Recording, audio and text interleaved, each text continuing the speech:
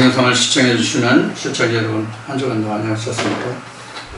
오늘도 여러분들과 함께 이사야 강의 계속해 나가겠습니다. 오늘은 2023년 벌써 오늘이 7월 오늘이 10일이에요. 벌써 7월이 엊그제 시작된 것 같은데 벌써 열흘이 지났어요. 이제 곧 초복이, 이제 다음 주 수요일이 이번 주 수요일이라 해야 되나? 12일 날이 초복이고요. 이제 중복지나 말복지나 그러면 이제 그 장마철에 들어서 오늘도 여기는 지금 날씨가 매우 흐린데요. 장마철에 여러분들 건강 유의하시고 건강한 모습으로 늘 하나님 함께 동행하시는 복된 삶을 누리시기를 기원을 드리면서 오늘 이제 그 이사야 강의 8장에 들어갈 차례인데 7장을 좀 정리를 좀 해야 될 것 같아서 7장을 좀 정리하고 넘어가겠습니다. 지금 그 이사야가 지금 이 말씀을 기록하고 있는 것은 어쩌면 이것이 뭐 그 예언서이긴 하지만은 이사야 선지자가 기록한 이 말씀이 예언서이긴 하지만은 우리가 역사 속에 있기 때문에 이것도 뭐 역사서라고 말할 수도 있겠죠.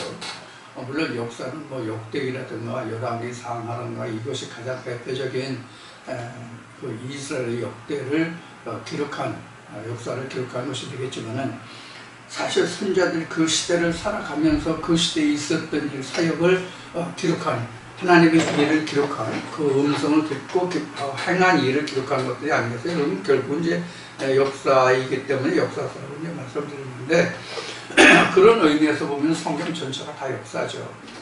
다 역사라고 볼 수 있어요. 뭐 지금 제가 말씀드리지 않아도 다 알고 계시는 뭐 역대기 상하가 있긴 하고 열왕기 상하도 있긴 하지만 이제 그런 거죠.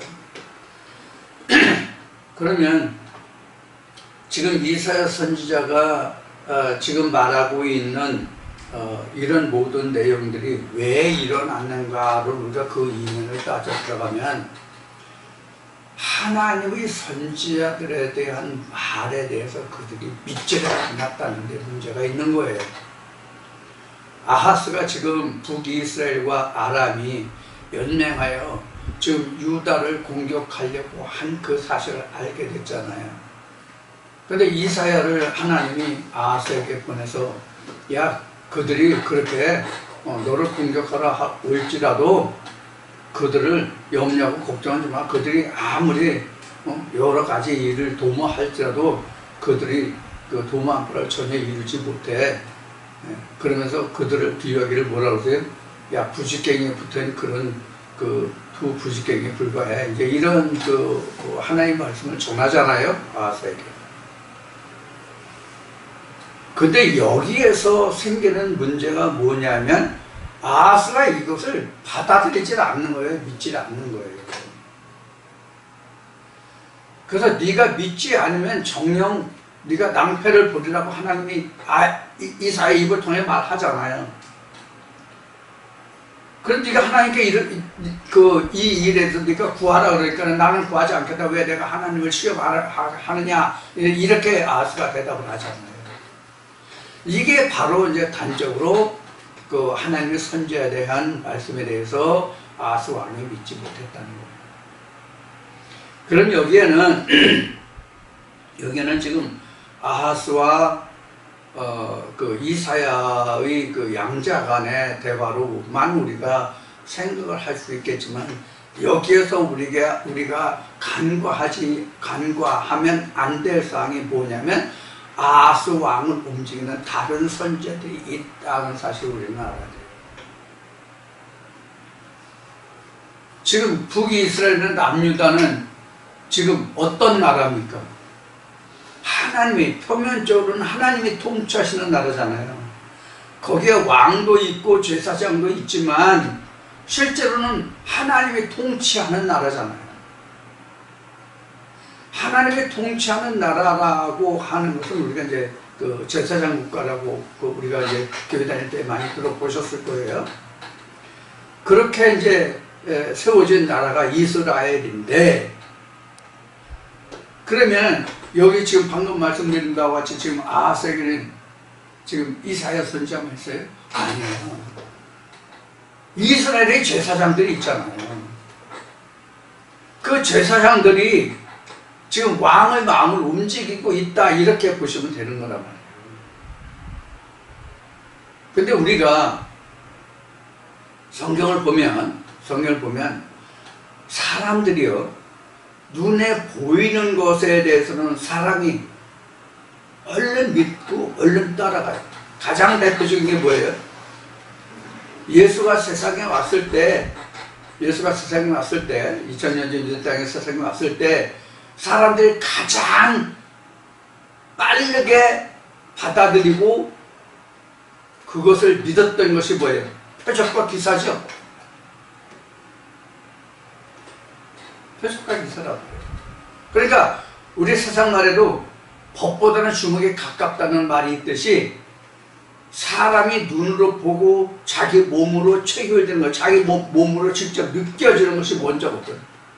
그러면 하나님이 우리 눈에 보여지고 내 몸에 직접 느껴져요? 안 느껴지거든요. 하나님을 내가 체휼한다고 하는 것은 진짜 그건 믿음인데, 지금 하는 얘기는 우리가 믿음에 이르러서 하나님을 체휼하기는 정말 힘들단 말이에요. 그런데 눈에 보이는 것은 누구나 눈에 보이니까 쉽게 그것을 자기가 느낀단 말이에요. 그러니까 쉽게 받아들이는 거예요. 그래서 믿음장이라고 하는 히브리 11장에는 믿음에 대해서 뭐라고 증거하고 있어요? 보이는 것을 믿으면 그건 믿음이 아니다라고 정의하잖아. 보이는 것을 믿으면 그걸 누가 믿음이라고 하느냐? 보이지 않는 것들의 실상이 믿음이다, 이렇게 증거하고 있잖아요. 그래서 거기에서 쭉 이어서 나오는 말씀이 가인과 아벨의 믿음이 나온단 말이에요. 그 뒤에 이어지는 말씀이. 지금 이사야 7장에서 지금 아하스가 지금 아수르를 지금 의뢰한다고 한 말씀까지를 지금 우리가 공부했잖아요. 공부했어요. 그런데 지금 이사야는 아하스에게 무엇이라고 얘기했어요? 하나님께 구해라. 하나님께, 높은 데서나 깊은 데서 하나님께 구해봐라 이랬잖아요. 근데 아하스는 뭐라 그래요? 나 하나님께 안 구해. 왜 내가 하나님을 시험해? 그래서 이사야가 표적을 말하는 게 바로 뭐냐면, 우리가 이미 공부한 임마누엘의 표적이에요. 이 임마누엘 표적은 이제 뒤에 우리가 동정녀 마리아가 신약에서 복음서에 와서 동정녀 마리아가 잉태해서 아기를 낳을 것인데, 그 아기가 낳으면 예수를 하라, 이런 것으로 이제 이사야 예언으로 이제 인용하는 말씀이지만, 사실 그게 아니라고 말씀을 드렸죠. 우리 믿음의 사람들이 하나님의 선지자의 말씀을 듣고 그 말씀을 믿으면 그렇게 된다는 것이면 하나님의 보호함을 받는다는 얘기거든요. 하나님의 뜻은 반드시 이루어진다는 얘기거든요. 그래서 제가 이사야 7장을 정리하면서 말씀을 몇 번 지금 아침에 몇 가지 좀 찾아봤는데, 이게 가장 대표적인 말씀이 뭐냐면요, 우리 말라기 3장에 11조 나오죠. 말라기 3장에 11조 나오는데, 말라기 3장에 11조 이렇게, 너희가 온전한 11조를 내 창고에 드리고 나를 시험해봐라. 그러면 내 창고에 차고 넘치게 내가 채워주지 않나, 이런 말씀이 나오죠. 이걸 지금 우리가 지금까지는 뭐로 받았어요? 어떤 말씀을 받았어요? 세상에 먹고 입고 쓰는 물질의 축복을 생각했잖아요. 근데 그 11조가 아니라면 그 11조가 천열매라고, 예수 그리스도라고. 하나님의 그 아들을 아브라함이 이삭을 하나님께 바쳤듯이 그렇게 내 온전한 믿음을 내게 보여봐라. 그럼 내 믿음이 어떠한가를 보고 내가 그 믿음을 충만하게 채워줄게. 그런 뜻이 온전한 11조란 말이에요. 그 시험 해본 사람들은 하나님이 이렇게 채워주신다는 이미 다 만끽하고 있거든. 이게 찬송에서 나오는 듣기도 하며 생각하니 참 미치시로다. 이런 찬송 내용인 거예요.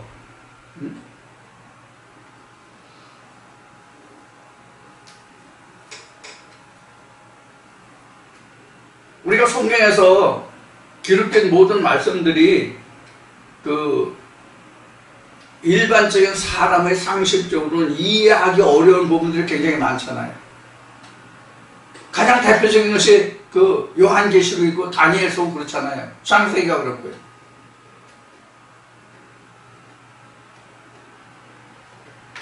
뭐 칼빈인지 임원인지 M16인지 뭐 여자분들은 군에 안 가보신 분들, 뭐 영군 다녀오신 분들 혹시 이 말씀을 들으시는 분들 중에 계신지 모르겠지만 군에 갔다 오셨으면 혹시 뭐 들어봤을지 모르겠어요.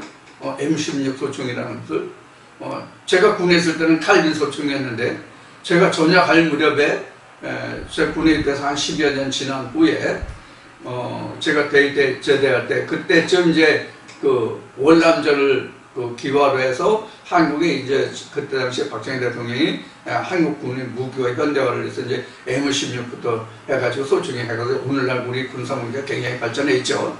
그래서 이제 나중에 이제 칼빈 소총으로 해가지고 M1을 쓰다가 그 다음에 이제 그 M16으로 돌아왔었는데 지금 이제 어떤 그 개인화기가 지급되고 있는지는 모르겠어요.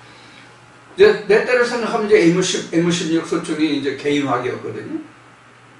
자, 이와 같이 이제 그 무기가 이렇게 발전해 오듯이 우리도 하나님 말씀이 차츰차츰 이렇게 자라서 그게 그 대적할 수 있는 그런 말씀들이 돼야 돼요. 그러니까 그 발전 그 자라난다는 뜻이죠. 이렇게 되는데 지금 이사야 선지자가 아하스에게 한 말을 이런 모든 말들을 믿지를 못하는 사람들이 많단 말이에요. 믿지를 못한다고 해야 되나? 믿지 않는다고 해야 맞나?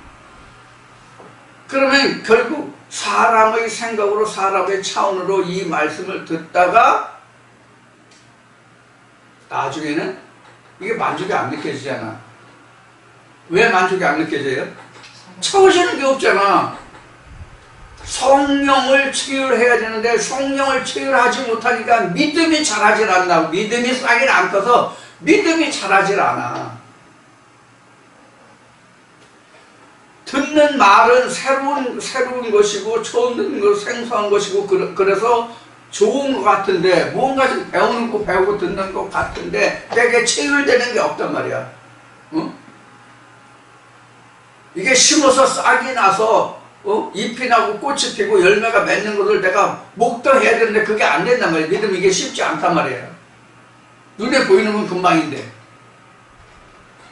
이게 이제 묵은 포도주와 이제 신포도주 이제 이야기이기도 한데 그래서 이 믿음으로 우리가 입문한다고 하는 얘기는 굉장한 세월의 시간이 필요해요. 왜냐면 자기가 심어서 새 포도주 맛을 자기가 내서 새 포도주를 자기 맛을 봐서 이게 진짜 포도주네, 즉 이게 진짜 하나님의 말씀이네 하는 것을 깨닫기까지가 시간이 많이 걸린다는 얘기예요. 그 다음부터는 기약이 없어요. 엄청 빨라요. 처음 듣기가 힘들어요. 하나님의 말씀이. 그 고비 과정을 넘어가야 된다고.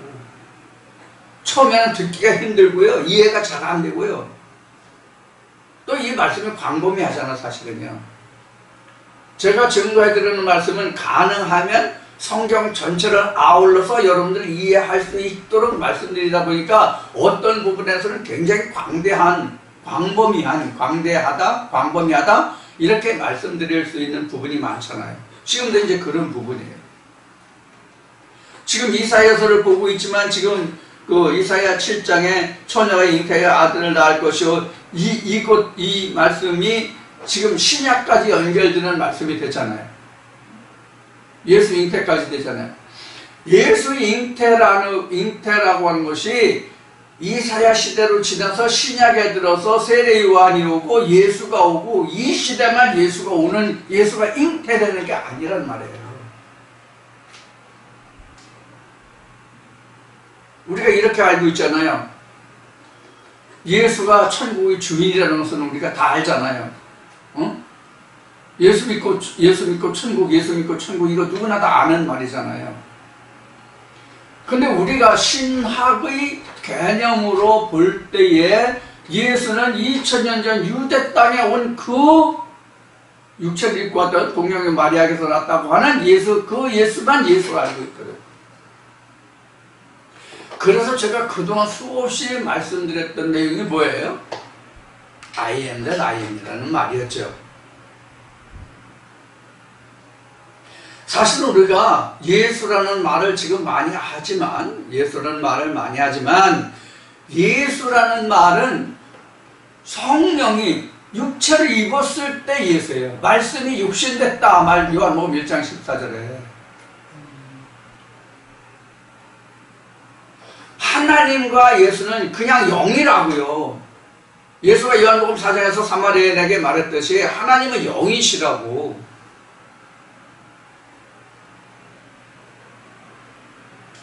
영은 뼈와 살이 없다고 되어 있잖아요. 근데 우리는 2000년 유대 땅에 왔던 예수만 예수라고 생각하기 때문에 그 예수를 우리가 생각하고 그 예수를 보고 그 예수가 십자가에 못 박혀 죽어야만 뭐 또 한다는 뭐 이 이야기를 자꾸도 하는데, 그러면 어떤 결과를 가져온다고 그랬어요? 예수를 우상화하는 것이다 라고 여러 번 말씀드렸어요. 오늘 이 얘기가 나왔으니까 아주 오늘 그 답을 오늘 달아드리겠습니다. 이게 우리가 예수가 죽고 뭐 그리스도 살아야 한다는 얘기를 많이 했거든요. 예수를 십자가에 못 박아야 된다 뭐 그런 얘기를 그 전에 김성수 목사로부터, 서문학교의 김성수 목사로부터 이야기하고, 뭐 성경에서도 우리가 그리스도 예수를 죽고 그리스도 발견들이 아니라 그리스도로 발견 이런 이야기를 많이 하거든요. 그게 바로 뭘 뜻하느냐면 성경에서 기록한 하나님의 아들, 즉 하나님의 본체인 성령이 죽는다는 뜻이 아니라, 말씀이 육신을 입었잖아요. 즉 성령이 육신을 입었잖아요. 이 육신이 죽는다는 뜻이 예수가 십자가에 죽는다는 뜻이에요. 그리고 그리스도만 보인다는 뜻이라고. 충분히 여러분들 알아들을 귀 있으면 이제 알아들었을 거예요. 무슨 얘기인지. 예수와 그리스도의 차이가 무엇인지를 굳이 설명한다면 이것 외에 없다고. 그래서 2000년 전에 유대 땅에 왔던 그 예수가 요한계시록에 보면은 사도 요한이 절하려고 하니까 그 예수 영이 뭐라고 그래요? 하나님께 경배하라고 그러죠. 난 너와 같이 된 형제라고요. 이 말이 뜻이 무슨 뜻인지를 모르니까 자꾸 예수와 그리스도가 다르다라고 얘기한다고.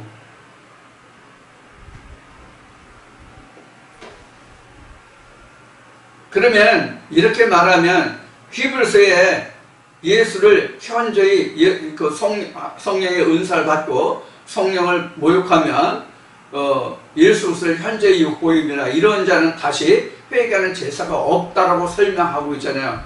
거긴 그리스도라고 이야기하지 않고 예수라고 되어 있다고. 그러면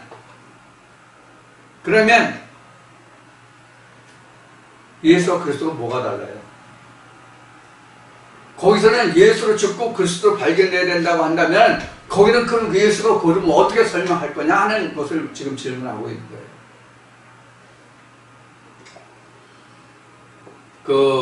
바울이 이런 얘기를 하죠. 세례요한으로 나는 세하고 그는 흥해야 한다고, 나는 매일 십자가에 죽는다고. 내가 죽는 거는 예수가 죽는다고 표현할 수 있어요. 그럼 뭐가 살아요? 성령이신 그리스도가 살잖아요. 성령이 내게 그리스도잖아. 이거 무슨 뜻인지 충분히 이해하세요? 오늘 그 답을 달아드린 거예요. 자, 그래서 우리가 처녀가 잉태하여 아들을 낳을 것이오라고 하는 것은 신약에 와서 마리아가 예수를 낳았다는 뜻이 아니라 지금 멸망해야 할 유다가 하나님이 메시아가 돼서 그리스도가 돼서 유다를 구원한다는 뜻으로 지금 얘기해요. 이게 한 번도 잉태해보지 이런 생각을 가져보지 못한 그 마음에 이런 하나님의 말씀이 자리잡고 그 말씀이 이끌어 간다 이 뜻이 처녀예요. 처녀라는 것은 뭐예요? 한 번도 잉태해보지 못한 그 태가 처녀잖아요. 그럼 우리가 한 번도 성령을 잉태해본 적이 있냐고요? 한 번이라도. 우리가 지금까지 신앙생활을 하면서 10년이든 20년이든 30년이든지 내가 젊든지 나이가 들었든지 노년이든지를 막론하고 지금 저와 함께 말씀을 나눈 이 말씀 이전에 성령으로 잉태해본 적이 있냐고. 남편은 많았을 때, 즉 많은 교회는 다녔을 때 씨 없는 수박하고 살았잖아. 씨 없는 수박하고. 그럼 실제로 씨가 없느냐? 씨가 있는데 하나님이 임마누엘 씨가 아니란 말이야. 하나님이 함께하는 씨가 아니었단 말이에요.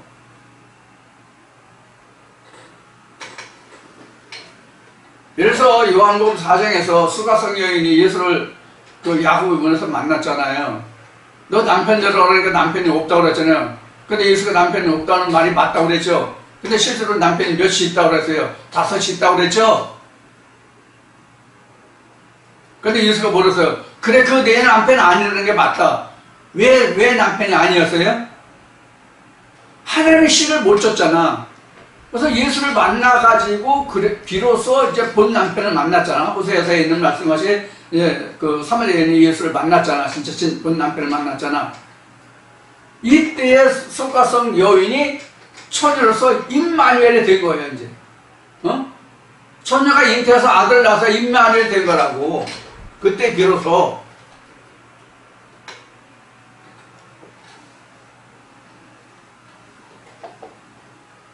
내가 처녀로서 잉태한다는 뜻은 뭐냐면 다시 창세기로 거슬러 올라가면 하나님의 언약이 내게 임했다가 그때부터가 내가 처녀로서 잉태하는 시간이에요. 남의 씨를 여지껏 했는데 그건 하나님 씨로 내게 잉태한 게 아니라 가인이나 에서나 이런 씨들이었단 말이야. 가인이나 에서가 죽어야 그 다음에 뭐가 아벨에 들어설 수 있는 거잖아. 그런 얘기로 그게 내가 십자가에 죽었다 이 뜻이에요. 내가 예수가 됐잖아. 말씀이 육신으로서 예수가 됐잖아요. 그럼 내가 죽어야 그리스도가 살지. 어떻게 하나님의 아들이 죽을 수가 있냐고 성경에 기록되잖아요. 그거는 죽을 수도 없고 무덤에 묻힐 수도 없다라고 복음서에 기록되어 있잖아요. 좀 뭐가 뭔지 우리가 알고 그 말 뜻을 알고 우리가 해야 되는데 결국은 또 그런 것을 인해서 오늘 이제 이 말씀을 좀 여러분들에게 자세히 이제 풀어드리긴 저번에는 됐지만은 이와 같이 우리가 성경을 요한복음 11장에서도 마르다와 마리아가 자기 오라비 나사로가 죽어가지고 지금 그 무덤에 있잖아요. 돌무덤에. 그때 예수가 뭐라 그래요? 내가 하나님을 믿으면 그 하나님 영광을 내가 믿는다면 하나님 영광을 보리라고 내가 얘기하지 않았냐? 예수가 그렇게 말하죠. 마르다와 마리아. 지금 이사야도 지금 아하스에게 그런 이야기를 하는 거거든. 내가 하나님을 믿으면 그렇게 되리라. 그런데 이제 이사야서 이제 봅시다. 이사야서 몇 장이면 9절 봅시다. 9장인가? 9절인가? 7장 9절인가? 7장 9절인가 봅시다. 이제 7장 8절 9절이 이제 같이 되어 있는데 대저 아람의 머리는 다메섹이요 다메섹의 머리는 르신이며 에브라임의 머리는 사마리아요 사마리아의 머리는 르말리아의 아들이라도 65년 내에 에브라임이 패하여 다시는 나라를 이루지 못하리라. 만일 너희가 믿지 아니하면 정령이 굳게 서지 못하리라 하셨다 하시니라. 이렇게 되어 있잖아요. 65년 내에 그들은 다 멸망해. 믿지 아니하면 너 굳건히 서지 못해. 그런데 앞에 말씀드렸고 지난 본문을 진행할 때도 말씀드렸듯이 이사야 선지자가 이렇게 한 말을 믿었냐고 제대로. 안 믿었잖아요. 안 믿었던 증거가 어디였어요? 너 하나님께 구해봐라 했을 때 안 구했잖아. 나 시험을 하지 않는다고. 이게 안 믿은 증거라고. 그래서 스가랴 4장에 보면은 사람의 힘으로나 능으로는 되지 않아도 하나님의 신, 스룹바벨 때 나의 신으로 하나님의 신으로는 능히 이룬다라는 말씀이 있다고. 믿으면 하나님의 역사가 일어난다고. 하나님의 역사가 누구에게든지 하나님의 역사가 일어난다고. 그런데 그 믿음이라는 것이 어떤 믿음이냐 하는 거예요.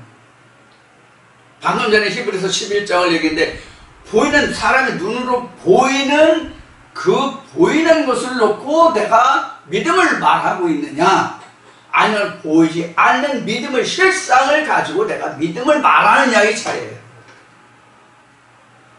보이는 것은 이루어지는 거 아무것도 없어. 이루어졌다 할지라도 그건 하나님 나라에 농명이 안 돼. 그거는. 그래서 사도 바울은 이렇게 말하는 거예요. 행위의 율법으로는 의롭다 함을 입을 육체가 없다. 율법은 보이는 것이란 말이에요. 육체로 행하는 것이라고. 율법이라고 하는 것은 믿음은 마음에서 이루어지는 거고.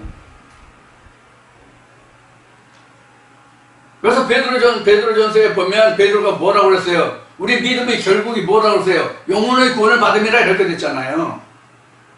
예수도 요한복음 6장에서 뭐라고 말해요? 요한복음 6장에서 뭐라고 말해요? 살리는 것은 영이다. 내가 너희에게 이런 말이 영이다, 영생이다, 이렇게 얘기했잖아요.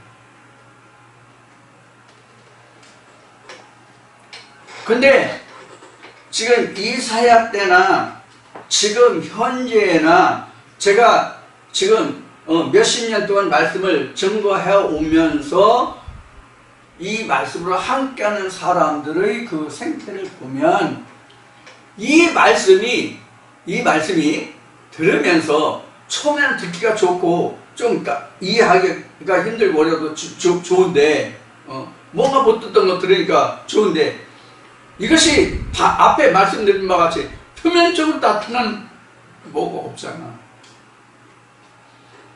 그러니까 뭐가 왜요? 사람의 허물만 보이는 거예요. 사람의 허물만 보인다. 그래서 제가 이런 얘기를 했죠.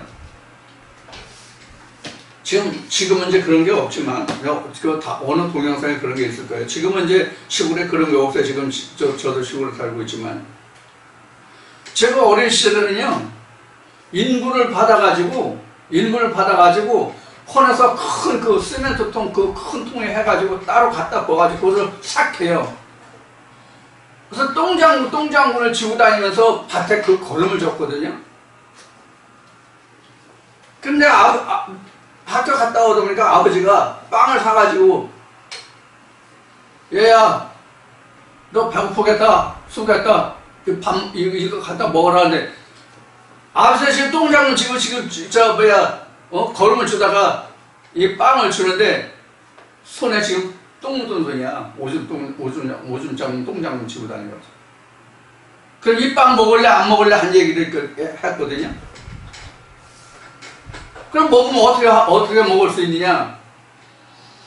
똥 묻은 손으로 잡을 그 자리만 안 먹으면 된다. 돌아오면 내가 먹고 살아야 될 거 아니야. 내가 이 빵 안 먹으면 죽는다라는 것을 알면 그 똥 묻었다고 그 빵 안 먹겠어요? 똥 묻은 거면 죄야만 내면 되잖아요. 이런 이야기까지 그래서 한 거예요. 자, 믿음이라는 게 이렇게 우리가 힘들어요. 왜? 이제까지 말씀드렸죠? 눈에 보이지 않는 것들이기 때문에 힘들다. 눈에 안 보이는 것들이기 때문에 안 보이는 것들을, 보이지 못하는 것들을 심어서 그것이 싹이 나서 잎이 나고 꽃이 펴서 열매 맺는 것까지 확인을 해야 되니까 얼마나 힘드냐고.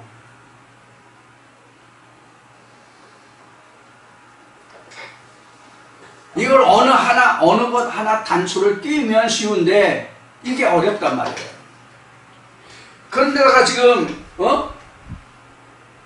제가 증거하는 말씀만 있어요? 많은 교회들에서 또 세상에서 이런저런 소스가 복음이 많이 들어오고 있잖아. 저마다 다 복음이니까. 교회에서 목사들만 하는 그 목사들이 증거하는 그 말씀만 우리가 복음이라고 얘기해요. 집사도 있고 전도사도 있고 장로도 있고 많잖아. 많은 사람들을 우리가 교회 다니다 보면 접하잖아요. 그 사람들이 다 자기가 그동안 접하고 자기가 알았던 그런 모든 것들을 다 복음으로 나한테 와 다 얘기한다. 그러면 지금 말씀드렸듯이 내가 보이지 않는 하나님의 말씀의 씨를 심어서 싹이 나는 것을 보고 잎이 나는 것을 보고 꽃이 피고 열매가 맺는 것을 확인하지 못한 상태에서는 옆에서 이 말하고 옆에서 이 말하고 저 말하고 하면 그것도 그런가 합니다 저런가 합니다 막 헷갈리거든. 근데 그거는 얼른 마음에 와 닿거든. 왜? 나도 보고 너도 보고 나도 알고 너도 알고 똑같이 알고 인식하는 거거든. 근데 마음에서 오는 거는 그렇지 않잖아.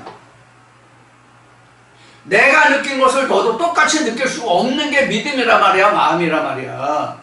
같은 밥상에서 같은 사람이 만든 음식을 놓고 먹어도 어떤 사람은 맛이 있네 없네 짜네 싱겁네 매운네 이러잖아요. 똑같다고 이게.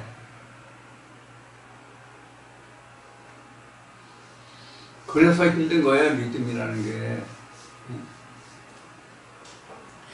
자, 이렇게 하다 보니까 지금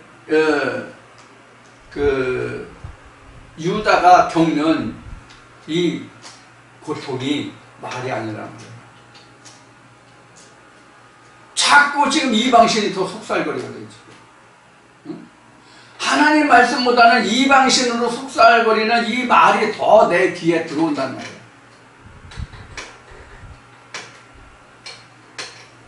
이게 우리가 지금 이사야 7장에서 그냥 넘어가면 안 될 부분의 말씀이에요.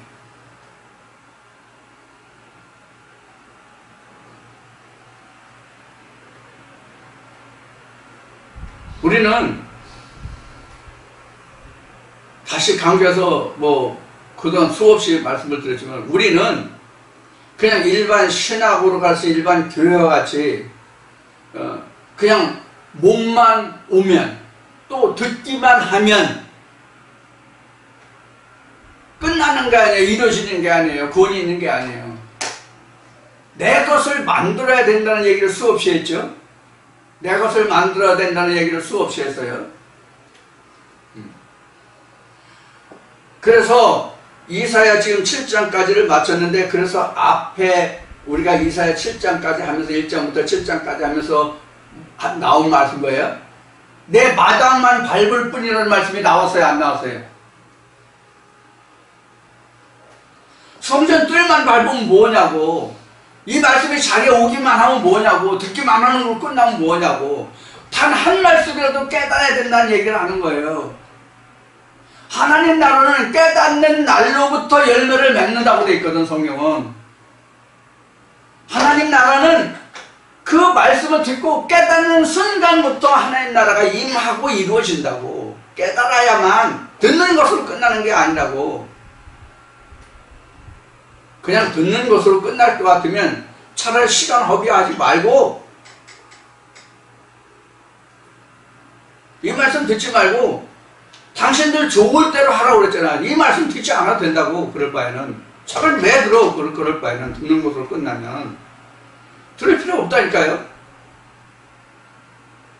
일반 교회는 오기만 하면 참석만 하면 다 구원받았다고 그러죠. 절대로 그렇지 않아요.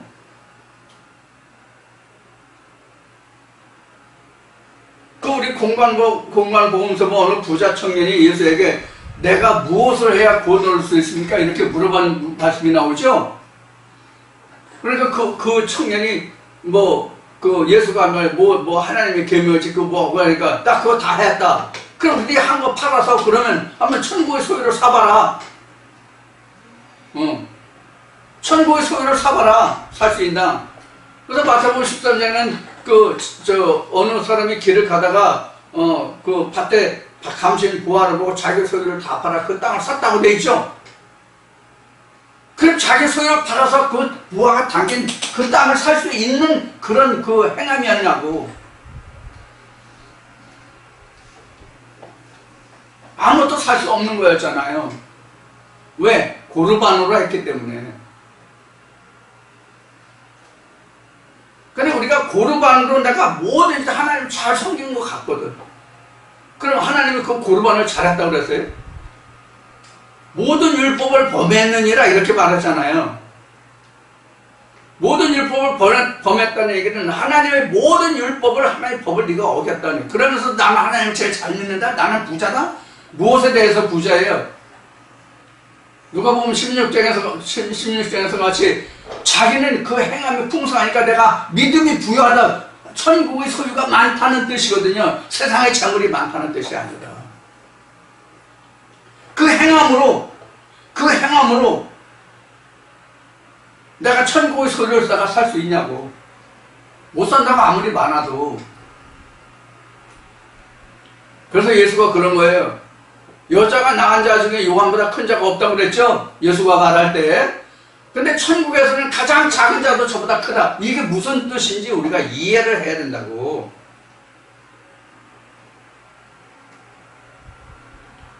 표면적인 것은 하나님 나라에서 인정을 하는 게 아니에요. 인정을 못 받아요. 믿음만이 하나님 나라에서 인정을 받는다고. 근데 지금 그 유다나 이스라엘이나 막론하고 이때 당시에 제사장들이 썩어가지고 하나님의 선지자들이 가서 말을 해도 말을 안 들어. 가장 대표적인 게 이제 지금 이사야를 보고 있지만 에레미야가 대표적이라는 얘기를 이미 했었죠, 몇 번. 그래서 하나님이 에레미야에게 징조로 야 나무 멍에를 메고 그 제사장들 앞에 가라. 그랬더니 그 제사장들이 어떻게 했어요? 누가 너한테 하나님이 이렇게 말씀하셨다고 네가 거짓 증언을 하냐고 나무 멍에를 꺾어버렸죠. 그러니까 하나님이 그 다음에는 어떻게 했어요? 그 이스라엘 백성들에게 쇠망에를 대신 줘줬잖아요. 그런 경우라고 지금 여기 아하스가. 왜 나를 도와줄 아수르가 있는데 왜 하나님께 자꾸 구해서 하나님께 도와달라고 그래? 하나님이 뭐 군사냐? 하나님이 군대냐? 하나님이 우리를 대신해서 싸워줄 수 있느냐? 아수르가 우리 도와줄 겁니다. 그러니까 그 하나님께 구하지 말고 아수르한테 가십시오. 아수르 가서 좀 도와달라고 하세요. 이런 식이란 말이에요. 그래서 이제 뒤에 이제 더 가면 이제 30장 30절에 가면은 도움을 구하라 애굽으로 가지 말라고 나오는 거예요. 그래서 돕는 자도 도움을 받는 자도 똑같이 멸망한다고 돼 있잖아요. 지금 그 전초라고. 그러니까 왜 우리가 믿음에서 낙오되느냐 하는 것을 우리가 여기서 생각해 볼 수 있어요. 우리가 왜 믿음에서 낙오되느냐 하는 것은 하나님의 예언을 멸시하는 거예요. 하나님의 예언을 멸시한다고. 이사야가 말하는 것에 대해서 지금 멸시하잖아 지금. 그걸 땅에 밟았잖아. 그러니까 그 다음에 올 게 뭐예요? 하나님의 진노뿐이 더 있냐고. 그래서 유다가 그래서 하나님의 진노를 받게 되는 거란 말이에요. 이렇게 제사장들이 썩어가지고.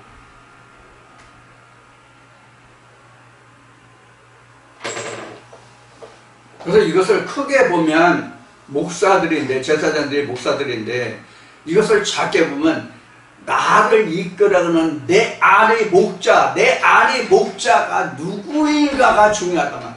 그래서 목사가 열이면 그 중에서 진짜 하나님의 말씀의 씨를 가진 자, 하나님의 성령을 가진 자가 누군지를 내가 선택해서 그 말씀을 쫓아가야 되거든. 그래야 내가 살 거 아니야. 이게 호세에서는 내가 본 남편을 찾아가려고 하거든. 이게 본 남편을. 지금 사마리아 여인도 얘기지만 사마리아 여인이 이제 본 남편을 찾은 거 하잖아. 메시아 본 남편을 찾은 거잖아. 그래서 엔두남의 물도 다시 안 왔잖아. 그 배에서 영원한 생수가 흘렀기 때문에 사마리아인이 다시 야곱의 문에 물도 안 왔잖아.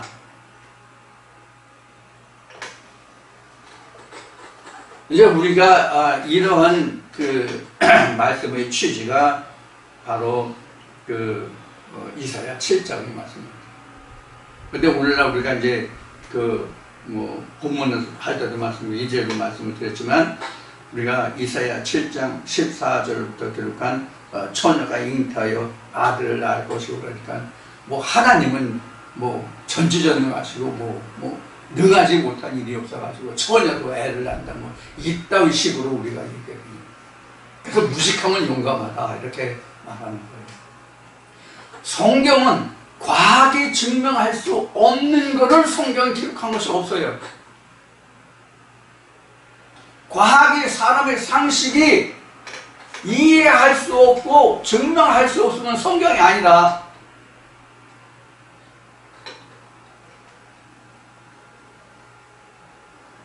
하나님이 전지전능하셔서 하나님만이 알 수 있다. 그럼 사람이 어떻게 하나님의 뜻을 깨달아서 하나님의 뜻을 뜻대로 행해서 하나님의 구원에 이룰 수 있어요? 예수 그랬잖아요. 아버지의 뜻대로 행하는 자를 아들이라고 말씀하셨죠. 그러면 아버지의 뜻이 너무 깊고 오묘하고 감춰져서 우리 인간이 풀 수 없고 알 수 없는데 어떻게 아버지의 뜻대로 행하는 자가 나올 수 있겠어요? 상식적으로 생각해 보라고. 응? 상식적으로 우리가 생각해 보자고요. 그게 맞는 말인지. 그래서 제가 성경을 가능하면 창세기부터 해당되는 말씀을 가능하다면 이 말씀을 설명하면서 창세기부터 요한계시록까지 쫙 간주를 해드리는 게 그런 이유예요. 창세기부터 요한계시록까지 관통해야 돼. 이게 직선 첩경이란 말이에요. 첩경. 여기서는 이렇게 저기서는 저렇게. 그럼 미워 야단이란 말이에요. 지금 이사야도 이제 리워 야단 나오겠지만 그럼 미워 야단이라고.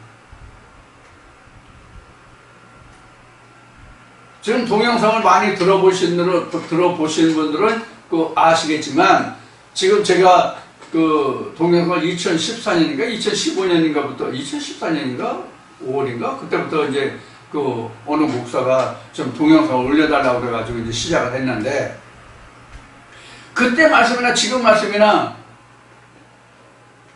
저번에 한번 언제 언급한 적이 있지만 그 크로노스, 카이로스 이거를 좀 헷갈리고 좀 그렇게 설명한 것도 없지 않아 있지만 원래는 익숙하지 못하다 보니 그런 것도 있지만 지금도 그런 이제 익숙하지 않지만 그런 건 있지만 말씀의 캐논은 하나도 간통하지 않는 게 없잖아요.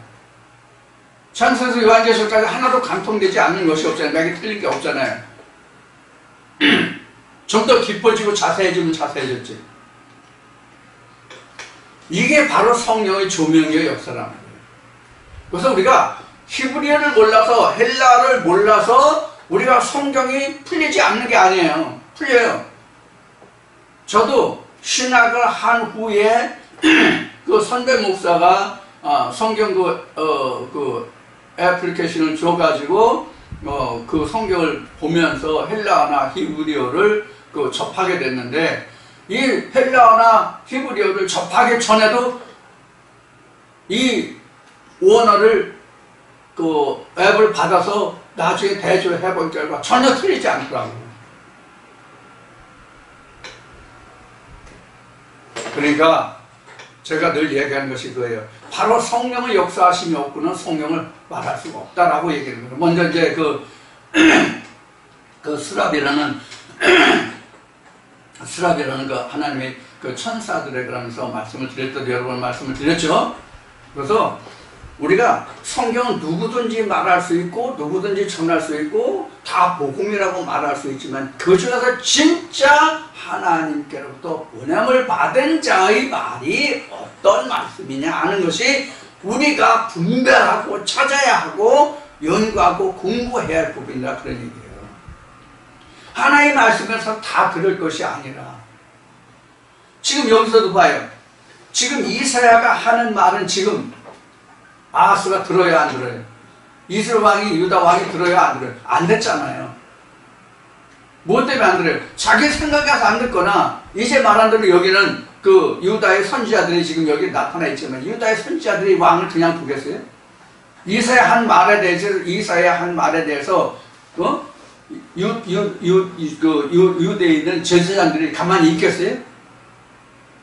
그래서 에레미야서를 예를 든 거예요. 지금도 저 나무멍에 쇠멍에 얘기했죠? 바로 이러한 것들이에요. 자, 지금도 그래서 우리가 이 말씀을 들을 때 여러분들 반드시 우리에게 어떤 증거가 있어야 되냐면 임마누엘의 표적이 지금도 우리에게 있어야 된단 말이에요. 이사야 때 얘기가 아니고 2000년 유대 땅에 예수가 태어났던 그때 이야기가 아니라고. 지금 나에게 이 말씀을 듣고 임마누엘의 표적이 각자에게 나타나야 내가 비로소 산 증거가 그때부터 있는 거예요. 이게 신약으로 말하면 이 증거가 있어야 내가 거듭난 거야. 이제 믿음의 씨가 뿌려진 거야. 말씀의 씨가 뿌려진 거야. 믿음의 씨가. 여기서부터 말씀의 육신이 입었다는 말이 이루어진다고요.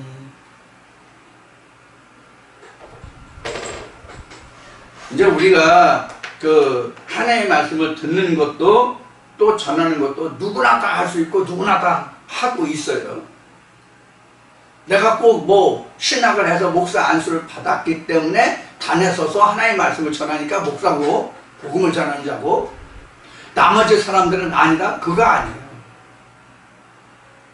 아는 사람들끼리, 가족끼리, 친구들끼리 어떤 연유가 돼서 교회 다니는 사람들이 누구에게 야, 하나님의 말씀이 이렇다 저렇다 뭐다 라고 이야기하면 그 사람이 바로 목사라고. 항상 왜? 복음을 대언하고 있으니까. 하나님의 말씀을 대언하고 있으니까. 다만 어떤 말씀을 대언하느냐만 틀린 거예요. 응? 좀 다른 지금도 얘기했듯이 우리가 육신적인 거, 눈에 보이는 것은 쉬우니까 이런 것으로 설명하면, 대통령을 중심으로 해서 대통령을 중심으로 어느 나라든지 대통령을 정점으로 해서 그 나라의 그 하층 백성들까지 있잖아요. 하층이라니까 좀 표현이 좀 그렇긴 하지만, 배움이라든가 지식이라든가 빈부격차라든가 뭐 지위라든가 이런 부분을 이제 상층과 하층으로 우리가 선상적으로 이야기하잖아요. 그러면 고관대작들이 자식을 낳고 사는 거나 하층인이 자식들을 낳고 사는 거나 그 이면에서는 그 이면은 다 똑같다고. 무슨 뜻인지 아세요? 무슨 얘기냐면 교회에서 가장 높은 지위에 있다 그러면 높은 지위에 있는 사람이 누구예요? 목사들이잖아요. 그러니까 목사들만 복음을 증거한다고 생각하면 안 된다고. 그 나머지 사람들도 누구한테 가족한테 자기가 써하는 사람한테 야 하나님 믿어라 교회 다녀라 하면 그것도 그 사람도 목사로서요 이해를 하는 거라고. 왜? 씨를 주는 거잖아. 그것도.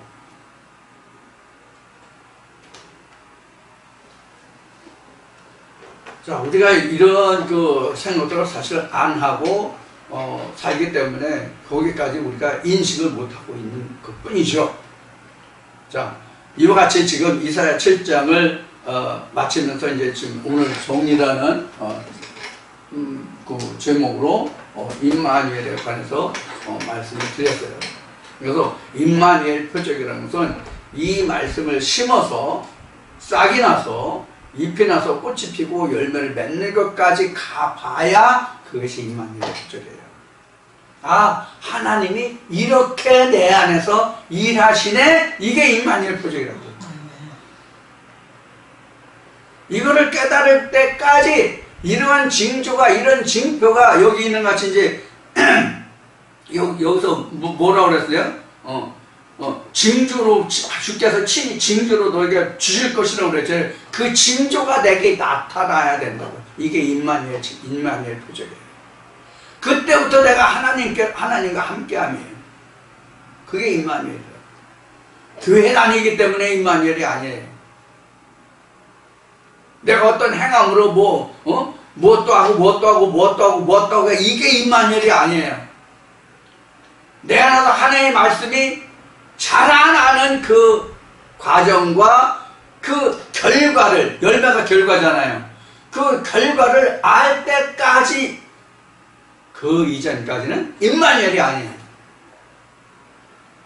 이런 것들을 여러분들이 꼭 명심하시고, 이 믿음의 결국, 믿음의 목표가 어디까지 가야 되는지, 하나님의 말씀을 어떻게 받아들이고 믿어야 되는지, 어떤 말씀을 어떻게 내가 분별해서 찾아야 할지 하는 것이 각자에게 있고, 그것을 분별하고 구별할 모든 책임과 의무가 듣는 사람에게 있다. 전하는 사람도 내가 하나님으로부터 보냄을 받아서 내가 하나님의 말씀을 대언하는지, 아니면 내가 배우고 보고 듣고 한 것을 내가 하는지를 분별해서 내가 하나님의 말씀을 제대로 증거하는지를 알고 해야 된다는 거예요. 이것을 이 시간 말씀드리면서 이사야 7장을 전부 정리하는 것으로 하겠습니다. 그래서 이 시간 끝나면 잠시 쉬었다가 이사야 8장으로 우리가 함께 말씀을 나누기로 하겠습니다. 잠시 해보겠습니다.